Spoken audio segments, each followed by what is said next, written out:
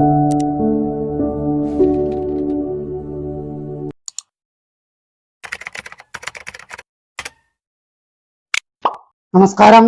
ഇന്ത്യയിലെ ഒരു ഹോട്ടലിൽ ഇന്ത്യക്കാർക്ക് പ്രവേശനമില്ല.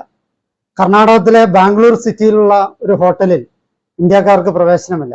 നിപ്പോൺ ഇൻഫ്രാസ്ട്രക്ചർ കമ്പനിയുമായി സഹകരിച്ച് 2012 സെൻട്രൽ ബാംഗ്ലൂരിൽ ഒരു പ്രാദേശിക സംരംഭകൻ ആരംഭിച്ചതാണ് യുനോ ഇൻ ഹോട്ടൽ. ശാന്തിനഗറിലെ ലങ്ഫോർഡ് ക്രോസ് റോഡിലാണ് ഈ ഹോട്ടല്.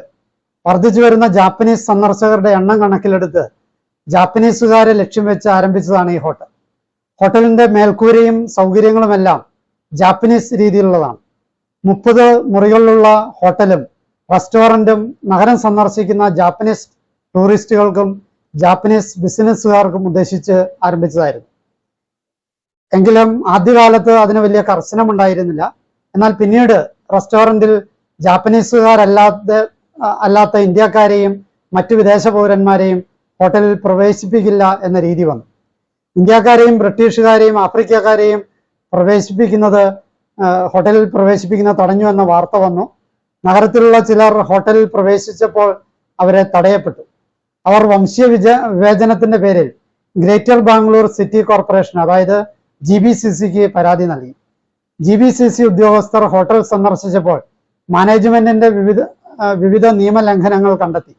തൽഫലമായി 2014 ജൂലൈ മാസത്തിൽ GBCC ഹോട്ടലിലെ 30 മുറികളിൽ 10 എണ്ണം പൂട്ടുകയും പ്രാദേശിക നിയമങ്ങൾ പാലിക്കാൻ ഹോട്ടലിന് നോട്ടീസ് നൽകുകയും ചെയ്തു.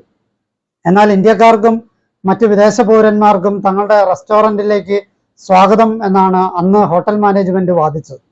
വംശീയ വിവേചനം ആരോപിച്ച് ഹോട്ടൽ മാനേജ്മെന്റിനെതിരെ നടപടികളെടുക്കാൻ GBCCക്ക് അധികാരമില്ലെന്നും മാനേജ്മെന്റ് വാദിച്ചു. പിന്നീട് നിർവഹണ ഏജൻസികൾ വഴി ഹോട്ടൽ അടയ്ക്കുകയുണ്ടായി. പിന്നീട് ഹോട്ടൽ തുറന്നു പ്രവർത്തിച്ചു. ഏതായാലും നിലവിൽ പ്രവർത്തിക്കുന്നുണ്ടോ ഇല്ലയോ എന്ന് അറിഞ്ഞുകൂടാ. ഹോട്ടൽ പ്രവർത്തിച്ചാൽ അതിൻ്റെ അകത്ത് ഇന്ത്യക്കാർക്ക് പ്രവേശനമില്ല. ഈ കഥ ഇഷ്ടപ്പെട്ടു എന്ന് വിചാരിക്കുന്നു. എന്നെ ശ്രവിച്ച നിങ്ങൾക്ക് നന്ദി. നല്ല നമസ്കാരം.